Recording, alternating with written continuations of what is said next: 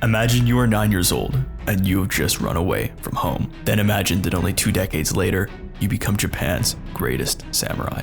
This is what happened to Miyamoto Musashi, who is immortalized as an invincible warrior on the level of King Arthur or Robin Hood. But his true story is more brutal, more real than any of the myths. How did the outcast boy become the greatest samurai of all time? This is the full story. In the 1500s, Japan was ruled by countless warlords, constantly fighting for valuable farmland. By the end of the 16th century, as Musashi was just a young child, the country would be united by a powerful warlord named Toyotomi Hideyoshi. Hideyoshi was the son of a humble foot soldier, but his military skill allowed him to swiftly rise through the ranks and become the most powerful man in Japan. Hideyoshi's regime would firmly separate the samurai class from the peasants. Farmers were no longer allowed to carry weapons, and the samurai were prohibited from farming. Because of Hideyoshi, Musashi almost never became a samurai. Musashi was born as a member of the Tahara family, who fought against Hideyoshi in his conquest of Japan. After Hideyoshi rose to power, he would strip the Tahara family of their weapons, and even worse, their status as samurai, something they had carried for generations. In a brutal fall from grace, Musashi's family were to become mere farmers. Musashi's father would not allow this. Even if they were forced to be farmers, he wanted better for his ambitious second son. So, when Musashi, known at the time as Bennosuke, was just 9 years old, he would leave his family forever. Bennosuke would be adopted by a man named Miyamoto Munasai, or Muni. Muni had the same ancestors as the Tahara clan, so Bennosuke and his adopted father were distantly related. According to the Shinmin record, Muni once took the heads of 7 warriors in a single battle. He was a fearsome warrior on the battlefield, but he also won glory in single combat. In the summer of the late 1500s, he would fight a duel with a man named Kenpo Yoshioka. The Yoshioka clan were Japan's greatest swordmasters. Despite this, Musashi's adopted father would win 2 of their 3 fights, causing him to be declared peerless under the sun. Muni was a skilled samurai. He would be the perfect adopted father for the ambitious Bennosuke. At least, that's what you would hope. According to legend, Muni's parenting would drive a wedge between him and his adopted son, causing wounds that would never heal. It was fall in Miyamoto village. A grown man had just tried to kill a child. Just moments earlier, Muni was carving a toothpick with his knife, and Bennosuke was sitting on the ground near him. Suddenly, Muni took the knife and threw it at his adopted son. The knife quivered against the wooden post Bennosuke had been leaning against. Bennosuke pushed the hair out of his eyes. Perhaps this was not the first time he had dodged his father's attacks.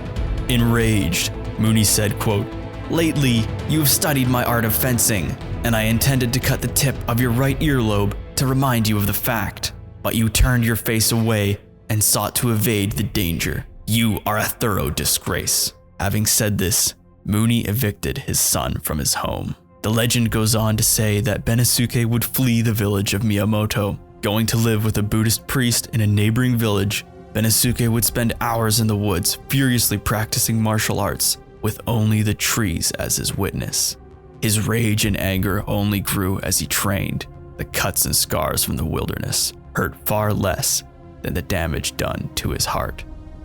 A few years later, when Bennosuke was just 13 years old, a man named Arima Kaihi would post a gilded sign atop a wooden fence in Bennosuke's village. A few days later, a crowd had formed around the wooden fence set in the clearing. Standing in the middle was 2 men. One was on his knees, pleading, begging, promising.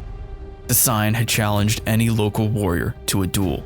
Bennosuke had scrawled his name across the sign in big spiky letters, accepting the mortal challenge. Kaihi stood, unnerved by the man begging in front of him. The priest that Bennosuke lives with was promising Kaihi that Bennosuke would publicly apologize for his arrogance, that he regretted accepting the challenge, that he was just a boy of 13 years. As the priest pleaded, a shadow fell across the clearing. A boy holding a staff 6 feet long pushed open the fence, stalking past the sign that declared Kaihi's challenge. "Are you Kaihi? Well, let's duel."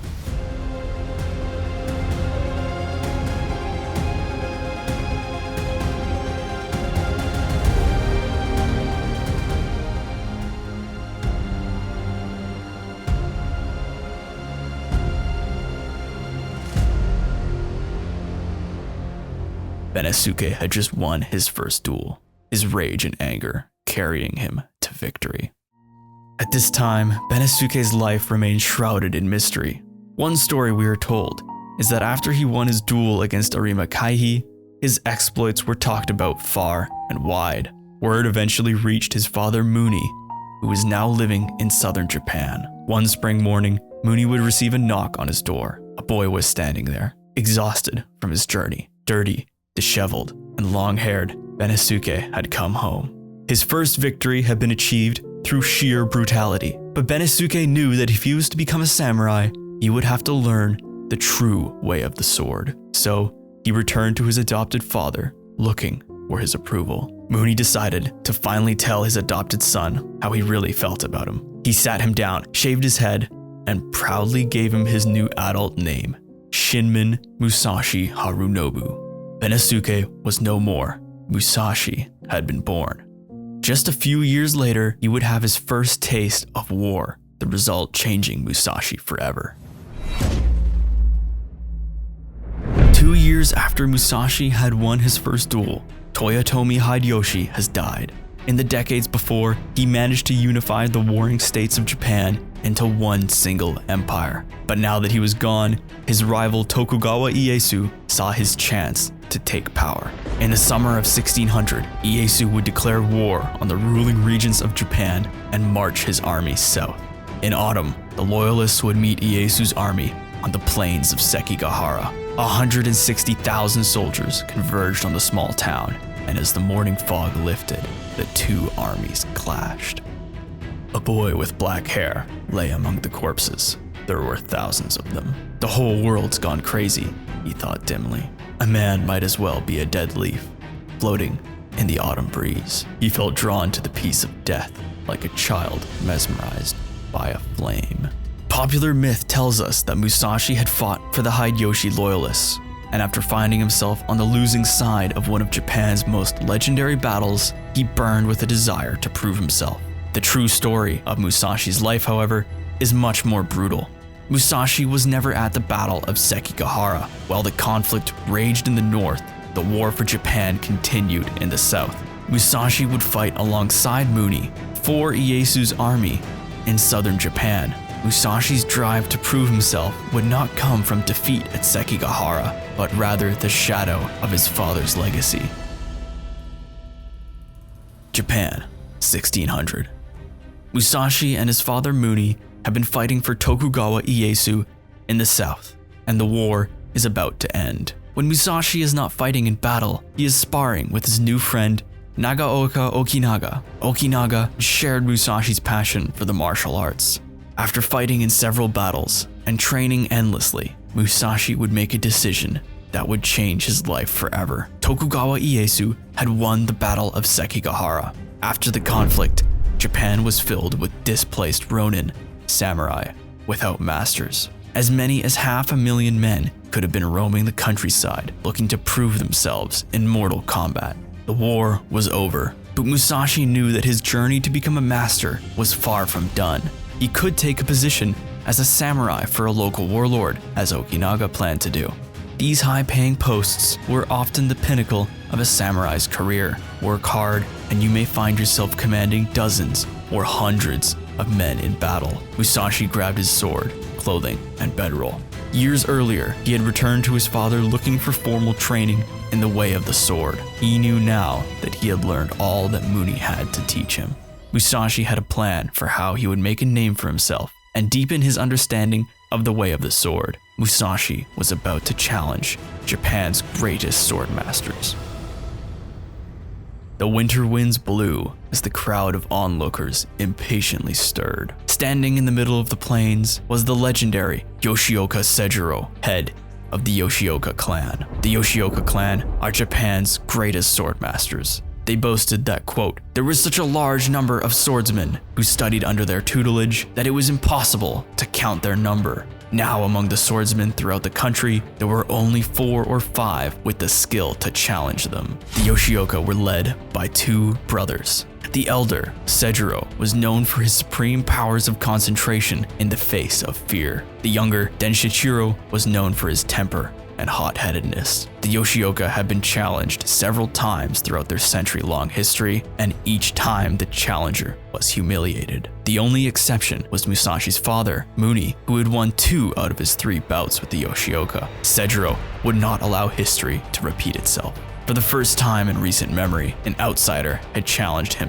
to a duel. It seemed, however, that the upstart had realized his mistake, because on the day of the fight, he was nowhere to be seen. Sejiro was known for his supreme concentration, but the insult of a challenger being this late was unheard of. Sejiro sent a messenger to find his opponent. The messenger returned, saying that he had been found in his chambers, but was too sick to fight. Sejiro was furious. He sent a second messenger, urging the challenger to fight. Again, the upstart refused. Sejiro sent a third messenger. This time, the outsider, now hours late, finally agreed to come to the field to speak with him. The crowd began to part. A lone palanquin approached. Sejiro looked into the compartment inside, asking the man, "How is your illness?" In response, the man burst out of the palanquin and floored Sejiro in one single strike. Sejiro Yoshioka collapsed and lost consciousness. At 20 years old, Musashi had just defeated one of Japan's greatest swordsmen. Sejiro would never fight again. Sejiro's younger brother, Denshichiro, was infuriated. In response to his brother's defeat, he challenged Musashi himself. In defeating the outsider, he would reclaim his family's honor. According to legend, on the day of the duel, Musashi would once again show up late, enraging Denshichiro with his dishonorable tactics. When Musashi finally arrived, the younger Yoshioka attacked. Musashi stood still, and when his opponent came close enough, he wrested the wooden sword from his hands and struck Denshichiro down in a single blow. Musashi would later write, "In my martial art, it is essential that you bend and warp your opponent, taking the victory by twisting and distorting your opponent's mind." Musashi had defeated 2 members of the Yoshioka clan, and already his legend began to spread throughout Kyoto. Musashi, however, was not done. His father had also won 2 duels against the Yoshioka, and Musashi never planned to merely match his father's legacy.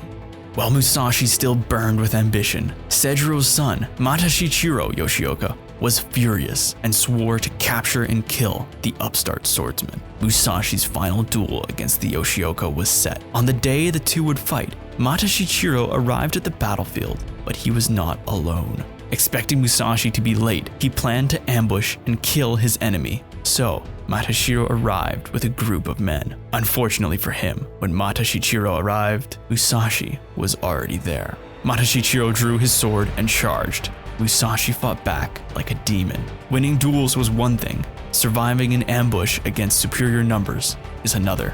Musashi would strike blindingly fast, never giving the group a chance to control the battle. He was holding them back, but just barely. A single mistake was all it would take for Musashi to lose. He shifted back and forth faster than a thunderbolt, keeping the enemy off balance. As the Yoshioka pushed forward, the glint of Musashi's blade shone as blood and bone was scattered across the ground.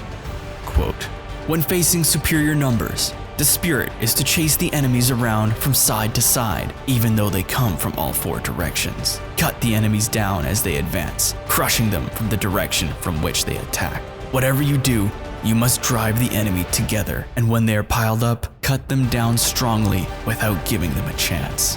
Against all odds, Musashi emerged victorious. He showed up late for his first 2 duels, breaking Sejiro's infamous concentration and turning Denshichiro's anger against himself. However, when Matashichiro planned an ambush, Musashi had showed up early, destroying the element of surprise. He would later write, quote, "It is harmful to do the same thing several times in the course of combat. You can do the same thing twice, but never 3 times. Muni had fought 3 duels with the Yoshioka and won 2.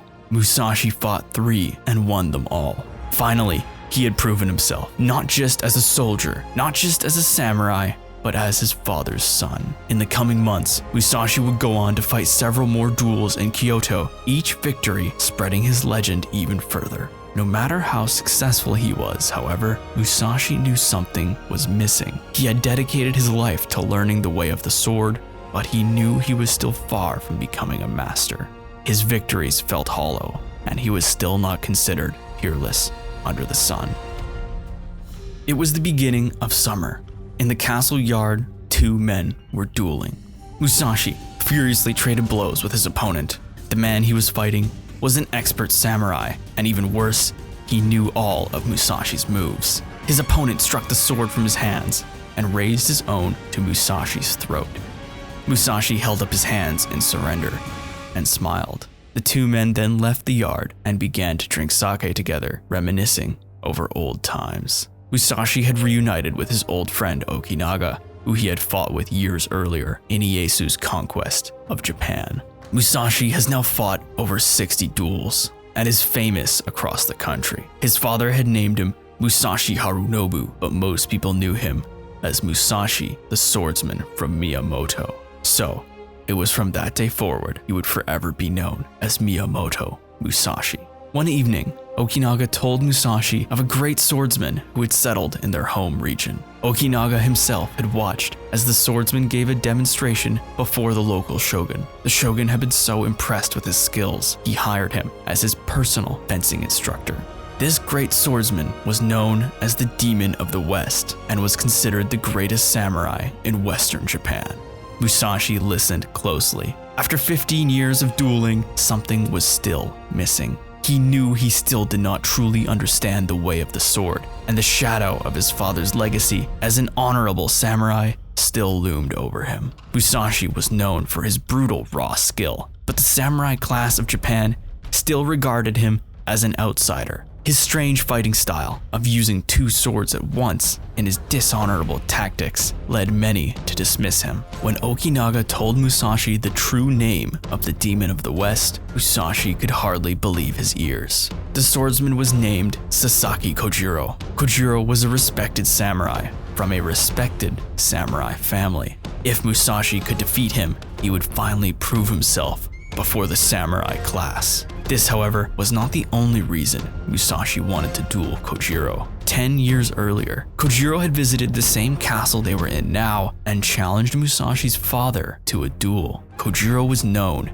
for using a massive sword called the drawing pole against his opponents. The reach he was able to have allowed him to cut down his enemies before they could touch him. Perhaps because of this, Muni had refused Kojiro's challenge. Before Okinaga could finish his sentence, Musashi asked for him to arrange a duel. Miyamoto Musashi had a plan for how he would defeat the master swordsman, mark his name in the history books, and finally surpass his father's legacy. Japan, 1610, the island of Funajima. Miyamoto Musashi has fought over 60 duels since he began at the age of 13. Now at 28, he is about to fight his most difficult opponent yet. The time was set for sunrise. The wind was to his rear, the boat moving swiftly across the waves. The sky Musashi looked at that day was a deep azure blue. The snow covering the ridges of the Nagato Mountains looked like a white streamer fluttering across a cloudless sky. On the mountainsides, droves of people were straining their eyes toward the islands. Musashi picked up an unused oar from the bottom of the boat. It was just the right size. He began carving with his sword as the boat slowly approached the island. Once he was finished, he tied a cloth around his head to keep the hair out of his eyes. This was to be Musashi's most legendary duel, and it would be a fight to the death. In the days leading up to the fight, Musashi had publicly mocked Kojiro, reportedly saying that he would, quote, crush him like the head of a frog. And now, in typical Musashi fashion, he had arrived to the duel hours late. As Musashi drew close to the island, Kojiro marched into the shallow water to meet him. Kojiro was enraged at the disrespect Musashi had shown. He drew his sword and discarded the sheath. The bare steel glints at Musashi, taunting him. Musashi steps into the shallow water. He holds the carved oar with the tip in the waves behind him, concealing the length of his makeshift weapon. "You've lost, Kojiro. Would a winner throw away his scabbard?" Infuriated, Kojiro opens the attack, and the two legends duel as the waves crash beside them. Kojiro strikes at Musashi with precise and powerful blows, barely moving his head as he pushes Musashi back. This duel was unlike any other that Musashi had fought. Wielding the oar, he parries Kojiro's strokes and opens a fierce counterattack. As both men clash, Kojiro tears through Musashi's outer clothing. Musashi leaps back, and takes the opportunity to hit Kojiro twice in the skull, his oar slamming Kojiro to the ground. As Musashi steps back, breathing hard, Kojiro strikes, the tip of his sword cutting Musashi's headband in half, barely nicking his forehead. Faster than a thunderbolt, Musashi's oar strikes Kojiro in the side, breaking his hips and causing him to pass out. Kojiro was infamous for using the reach of his sword to defeat his opponents. Now Musashi had turned that advantage against him. Musashi would later write, "Take from others everything they have and use it to your advantage." The great demon of the West had been defeated. Years earlier, Musashi had fought his first duel at the age of 13. Desperate to prove himself, he traveled to Kyoto to step out of his father's shadow. Now, he had defeated his greatest opponent with nothing but a wooden oar. Despite his success, however, Musashi still felt hollow. As he rode away from the island, he knew something was still missing. The Ronin era of Musashi's life was over, but little did he know the hardest years were yet to come. As Musashi was engaged in a quest to become the greatest swordsman of his time, Tokugawa Ieyasu was on his own quest to conquer all of the country. After winning the Battle of Sekigahara 15 years earlier, Ieyasu had become the de facto ruler of Japan. The last threat to his power was Toyotomi Hideyori, son of the legendary Hideyoshi, who had unified all of Japan before Ieyasu took power. In the summer of 1615, Ieyasu decided to secure his position once and for all. He and his followers laid siege to Hideyori's infamous stronghold, Osaka Castle. His Ronin days were over, but Musashi was still called to fight. Hideyori's father had stripped Musashi's birth family of their samurai status, so Musashi would once again fight for Ieyasu. After uniting with the main army, Musashi would march alongside a samurai named Nakagawa and his son, Minosuke. Nakagawa was an accomplished warrior, and Minosuke, at 11 years old, was an able and quick-thinking servant. We are told that, quote, "During the siege of Osaka Castle, Musashi, who was fighting with the troops of Katsunari, was standing on a bridge, brandishing his long wooden sword, and, being cheered on, he cast the enemy troops off the bridge left and right." The siege of Osaka Castle was a turning point in Musashi's life. Scattered like leaves across blood-soaked fields, thousands upon thousands of warriors lay dead. Among them was Nakagawa, leaving Minosuke without a father. Ieyasu had successfully conquered the castle, and House Tokugawa would rule Japan for the next 250 years. None of that mattered, however, to the warriors that lay dying on the battlefield. Musashi would later write, quote, "After turning 30, I reminisced on past experiences and realized that my success could not be credited to a true mastery of strategy. Perhaps it was in the blood-soaked fields of Osaka Castle that Musashi realized what he had been missing. Had his victories against the Yoshioka, against Kojiro, been due to his own skill, or did he succeed because of their failures? Even after defeating Japan's greatest warriors, he still did not understand the way of the sword. Musashi vowed to train day and night until he found the answer, but the path to mastery would take far longer than Musashi planned, and before he could reach the end, he would suffer the worst loss of his life. Minosuke's father had died in the siege of Osaka Castle. Seeing as he was too young to make his own way in the world, Musashi adopted the child as his own. For the next 2 years, Musashi would train him in the way of the sword, until Mikinosuke became a page for a respected shogun. Hoping to stay close to his adopted son, Musashi would establish his own school of swordsmanship nearby, quickly becoming the most prominent in the province of Harima. For the coming years, when Musashi was not training students in his way of two swords as one, he would act as an advisor on castle and garden design. This was undoubtedly a peaceful and happy time in Musashi's life. After years of fighting and battle, he could finally retire in peace and pursue true mastery of the sword. The gods, however, did not agree, and disaster struck in 1626. The lord that Minosuke had been serving was dead. Tadatoke was only 30 when he died of tuberculosis, but the rules of honor and loyalty were clear. Tadatoke could not leave this world alone. Minosuke came to visit Musashi, who treated him to a massive banquet. After toasting his adopted father, Minosuke would depart. 7 days had passed since Tadatoke's death, The summer sun shone down on the solemn onlookers as Minosuke silently made his way towards the tomb. Then, screened off by a white curtain, Minosuke would say, quote, "Though unexpected, separated now by distant clouds, our bond would have it that we take the road together." Minosuke would wrap the blade of his sword in a piece of white paper and stab himself in the stomach. 11 years ago, Musashi had adopted Minosuke. The death of his first adopted son would scar the samurai forever.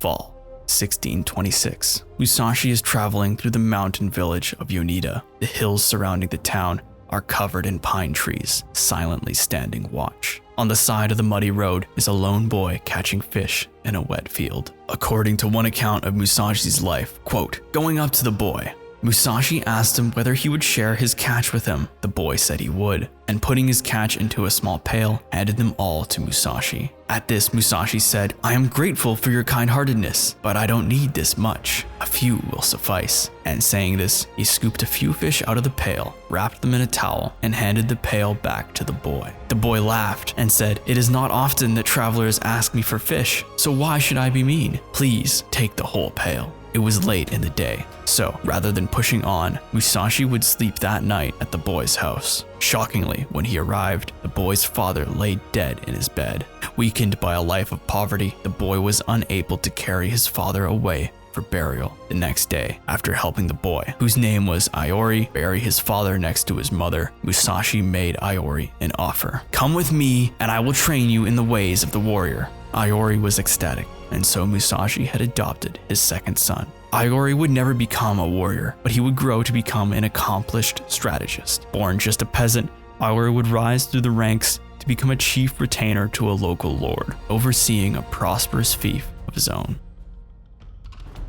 "I studied zealously from morning to night in a quest to discover the deepest principles. I was about 50 when I realized the true meaning of the way of combat strategy. Since then, I've spent my days not needing to seek anymore."